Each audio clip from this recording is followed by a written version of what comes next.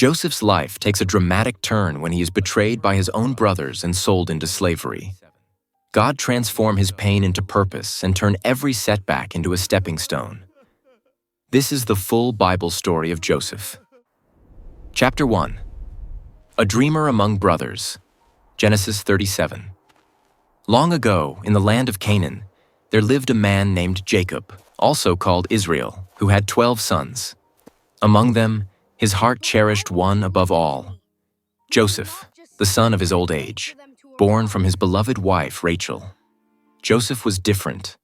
He was kind, thoughtful, and full of wisdom. But what set him apart most was the favor of God upon his life. To show his affection, Jacob made Joseph a robe of many colors, a beautiful garment woven with rich threads that shimmered in the sunlight. Every time Joseph walked through the fields wearing it, the vibrant fabric caught the eyes of his brothers, and jealousy began to burn in their hearts.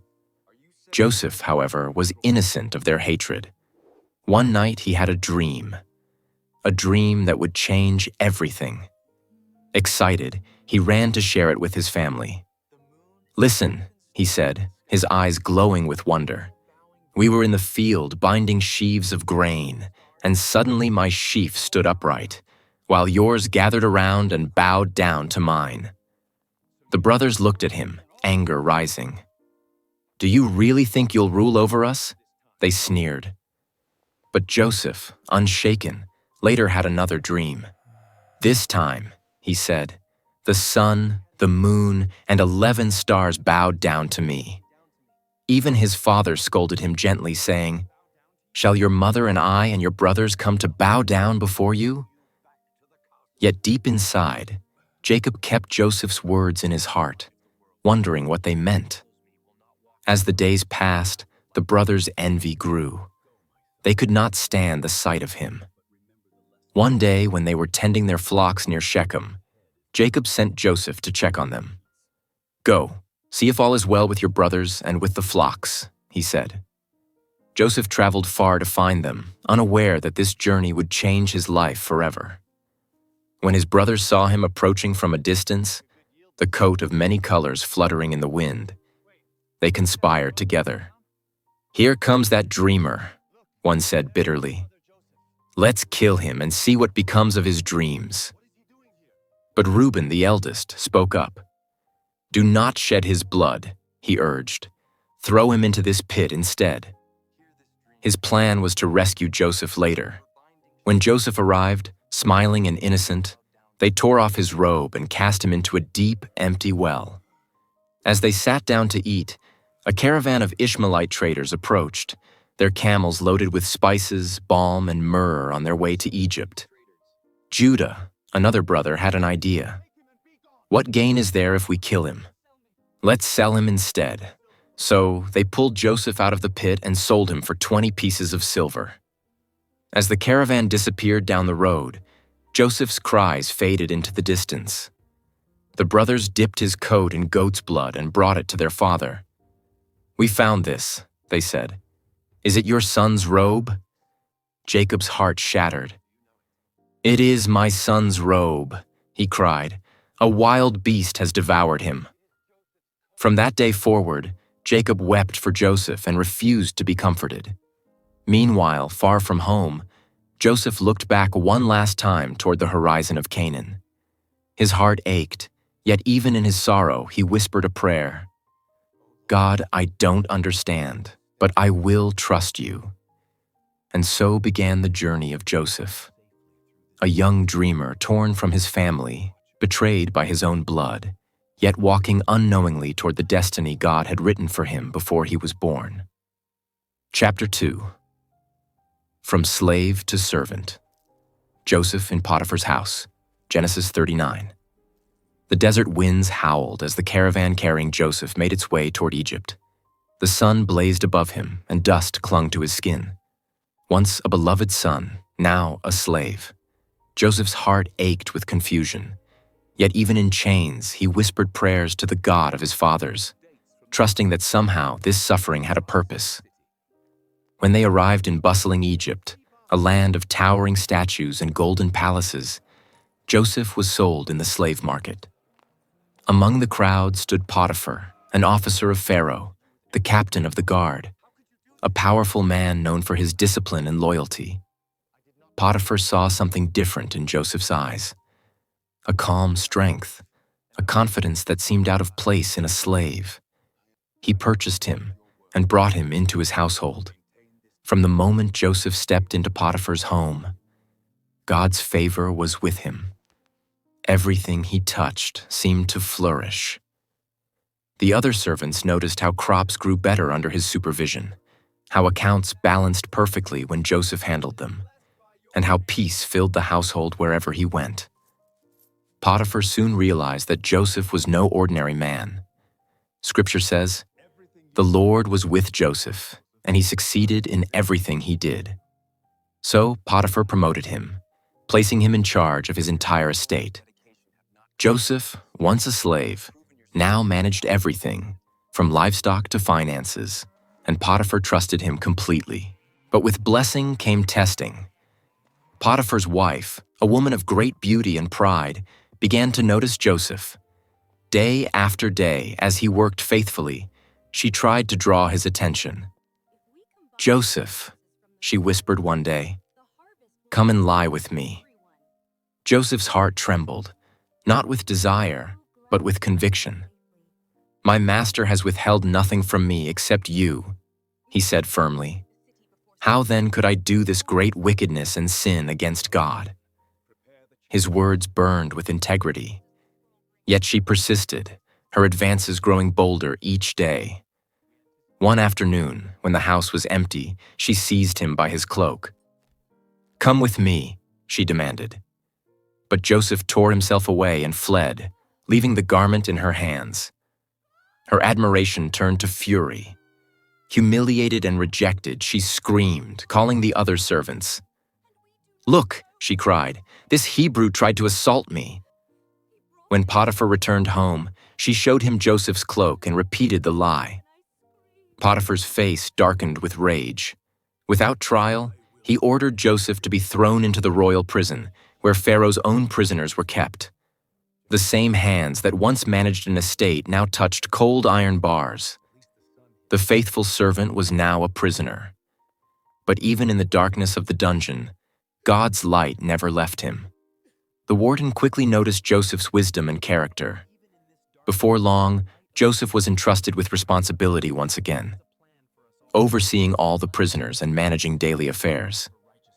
The world might have thought Joseph's dreams were over, buried in betrayal and injustice. But heaven had a different view. Every twist, every hardship was shaping him for something greater. As Joseph lay on his prison cot at night, he could still remember the dreams of his youth. The sheaves bowing, the stars bending low. They seemed impossible now. Yet deep inside, Joseph believed that God had not forgotten him. He whispered a prayer. "Lord, I will serve you wherever I am. In my father's house, in a slave's quarters, or even behind these bars. You are still with me." And indeed, the Lord was with Joseph, molding his heart, strengthening his faith, and preparing him for the incredible destiny that awaited beyond those prison walls. Chapter 3. Dreams Behind Bars. Joseph interprets the prisoner's dreams. Genesis 40. The air inside the prison was thick and heavy. Chains clanked in the distance, and torchlight flickered against the damp stone walls. Yet amid the darkness and despair, Joseph worked faithfully, serving others with the same diligence he once showed in Potiphar's house. His heart still ached with unanswered questions. Why, God? Why am I here when I did no wrong? But his faith remained unbroken. Even in that cold dungeon, Joseph's presence brought peace. The prison warden had quickly recognized something divine about him. "Joseph," he once said, "I can trust you more than any guard. You will oversee the prisoners." And so Joseph did. He served, comforted, and organized, bringing order where there was chaos. One morning, 2 new prisoners arrived, Pharaoh's chief cupbearer and chief baker. They were important men who had angered Pharaoh and been thrown into the same prison. The warden assigned them to Joseph's care. Days passed, and one morning Joseph noticed that both men looked deeply troubled. "Why do you look so sad today?" he asked gently. The cupbearer sighed. "We each had a dream last night. Strange, vivid dreams. But there is no one to interpret them." Joseph's eyes softened. "Interpretations belong to God," he said. "Tell me your dreams." The cupbearer went first. "In my dream," he said, "I saw a vine with 3 branches. It budded, blossomed, and produced ripe grapes. I was holding Pharaoh's cup, and I took the grapes, squeezed them into the cup, and placed it in Pharaoh's hand." Joseph listened intently, and as the man finished, understanding filled his spirit. "This is what it means," Joseph said. "The 3 branches are 3 days. Within 3 days, Pharaoh will restore you to your position, and you will serve him again as his cupbearer." The cupbearer's eyes widened with hope. "Truly?" "Yes," Joseph said. "And when it happens, please remember me. Mention me to Pharaoh so that I may be freed, for I was taken from my homeland unjustly and have done nothing to deserve this prison." The baker, encouraged by the good interpretation, quickly shared his own dream. "In my dream," he said, "there were 3 baskets of white bread on my head. The top basket was filled with pastries for Pharaoh, but birds came and ate them from the basket on my head." Joseph's expression changed. His heart sank, but he spoke the truth gently. The 3 baskets also mean 3 days. Within 3 days, Pharaoh will lift off your head and hang you on a tree. The birds will eat your flesh. The baker's face fell and silence filled the room. 3 days later, it was Pharaoh's birthday, a day of great feasting. The king summoned his officials, and as Joseph had said, Pharaoh restored the cupbearer to his position and executed the baker. Joseph's interpretations were proven true. Every word fulfilled exactly as God had revealed. But the cupbearer, in his joy and return to comfort, forgot Joseph. Days turned into weeks, and weeks into months. The clanging of prison doors still echoed through Joseph's nights. At times, he looked toward the narrow slit of light high on the prison wall and whispered, "Lord, I still believe.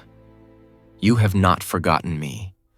And though the world had overlooked Joseph, heaven had not. The same God who gave him dreams as a boy, who blessed him in Potiphar's house, and who stood with him in the darkness, was still at work, preparing something far greater than Joseph could ever imagine. Unseen by human eyes, the wheels of divine destiny were turning. Soon, the dreams of a Pharaoh would shake Egypt itself, and Joseph's long season of waiting would give way to a miracle beyond comprehension. Chapter 4. From the dungeon to the palace. Joseph interprets Pharaoh's dreams. Genesis 41. 2 years had passed since Joseph interpreted the dreams of the cupbearer and the baker.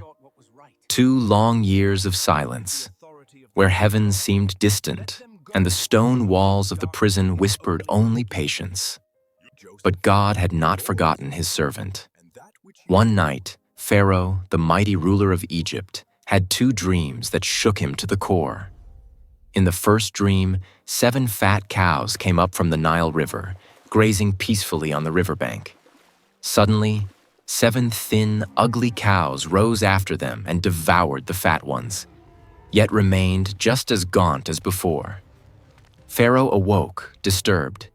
He tried to dismiss it, but when he fell asleep again, a second dream came. 7 plump, healthy heads of grain grew on a single stalk, followed by 7 thin and scorched heads, which swallowed up the good ones. When Pharaoh woke, his spirit was troubled. None of Egypt's wise men, magicians, or priests could explain the meaning. The palace buzzed with confusion and fear, until the cupbearer, standing beside Pharaoh's throne, suddenly remembered. "My lord Pharaoh, he said cautiously. "Today I recall my faults. 2 years ago, when you were angry with your servants, you imprisoned me and the chief baker. We both had dreams, and a young Hebrew in the prison interpreted them. Everything happened exactly as he said. Pharaoh's eyes lit up with hope. Bring that man to me, at once." Down in the dungeon, Joseph was quickly summoned. The guards rushed to prepare him, shaving his beard, changing his prison clothes, and leading him into the golden halls of Egypt's most powerful palace. As Joseph entered, the light from the marble floors reflected onto his face. He stood before the throne, calm but humble. Pharaoh, seated in splendor, looked down at this foreign prisoner. "I have had a dream," Pharaoh began, "and no one can interpret it. But I have heard it said that when you hear a dream, you can explain it." Joseph's voice was steady. "I cannot do it," he said, "but God will give Pharaoh the answer he desires." Pharaoh recounted both dreams carefully, every detail precise. When he finished, the hall fell silent. Everyone waited, priests, servants, and guards, all eyes fixed on the Hebrew man standing before their king. Then Joseph spoke. "Pharaoh's dreams are one and the same. God has revealed what he is about to do. The 7 good cows and the 7 healthy heads of grain are 7 years of great abundance throughout the land of Egypt. But after them will come 7 years of severe famine that will consume the land, so that the abundance will not be remembered. The fact that the dream was repeated twice means the matter is firmly decided by God, and he will soon bring it about." He paused, then looked Pharaoh in the eyes. "Now let Pharaoh find a wise and discerning man to put in charge of the land of Egypt. Let him appoint commissioners to collect 1/5 of the harvest during the 7 years of plenty and store it for the years of famine that will come." The throne room erupted in murmurs. Pharaoh leaned back, stroking his chin, deeply impressed. "Can we find anyone like this man?" he said. "One in whom is the Spirit of God?" Turning to Joseph, he declared, "Since God has made all this known to you, there is no one so wise and discerning as you. You shall be in charge of my palace, and all my people shall submit to your orders. Only with respect to the throne will I be greater than you." In one breathtaking moment, Joseph went from prisoner to prime minister. Pharaoh removed his signet ring and placed it on Joseph's hand. He dressed him in fine linen robes and put a gold chain around his neck. Servants bowed before him as chariots rolled through the streets of Egypt, proclaiming, "Make way." Joseph, ruler of Egypt, the young Hebrew boy who once dreamed of greatness, was now standing in the very center of God's divine plan. And though Joseph smiled as he looked out across the golden city, deep inside he whispered a prayer of gratitude. Not to Pharaoh, but to the God who turned suffering into strength and dreams into destiny. Chapter 5. The Famine and the Reunion. Joseph meets his brothers again. Genesis 42 to 45. The years of abundance that Joseph had foretold soon came. Vast fields of golden grain stretched across Egypt, the Nile shimmered under the sun, and granaries overflowed under Joseph's careful supervision. Every harvest, he stored 1/5 of the produce, preparing for the dark years ahead.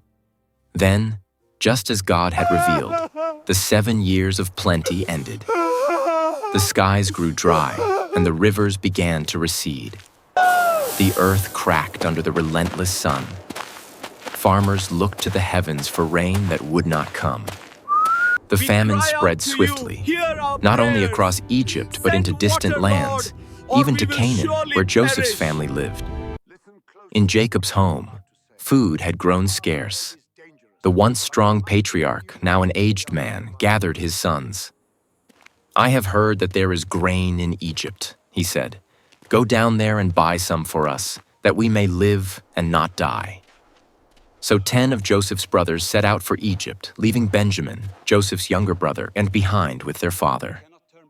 As they entered the bustling Egyptian city, they could not have imagined what awaited them. They were led into the palace, into the presence of the ruler of Egypt, the man they would never have recognized. Joseph stood before them, clothed in fine linen, adorned with gold, his eyes calm but piercing. His brothers bowed low before him, faces to the ground. And in that instant, Joseph remembered his dream from long ago, the sheaves of grain bowing before his sheaf. His heart pounded. The vision God had given him as a boy was now fulfilled. But this was no moment for pride. It was a moment of testing. Joseph recognized his brothers immediately, but they did not recognize him. They saw only an Egyptian official, powerful and distant. Hiding his true identity, Joseph spoke harshly through an interpreter. "Where do you come from?" "From the land of Canaan," they replied, "to buy food." "You are spies," Joseph accused. "You have come to see where our land is unprotected." Fear flashed across their faces. "No, my lord," they pleaded. "Your servants have come to buy food. We are 12 brothers, the sons of one man in Canaan. The youngest is with our father, and one is no more." At those words, "one is no more," Joseph's heart ached, but he kept his composure. He decided to test them, to see if they had changed since the day they sold him into slavery. He demanded that one brother stay in prison while the others return home to fetch Benjamin, their youngest. Simeon was bound before their eyes and taken away. When the brothers returned with Benjamin weeks later, Joseph could no longer hold back his emotions. Seeing his younger brother, now grown, brought tears to his eyes. He excused himself and wept privately before regaining his composure. He hosted a great feast for them, giving Benjamin 5 times as much food as the others. A silent test to see if jealousy still lingered in their hearts. But there was none. Then Joseph gave one final test. He secretly placed his silver cup in Benjamin's sack and sent them away. Shortly after, his steward overtook them, accusing them of theft. When the cup was found in Benjamin's bag, the brothers tore their clothes in grief. Back before Joseph, Judah, the very brother who had once suggested selling him, now stepped forward with trembling hands.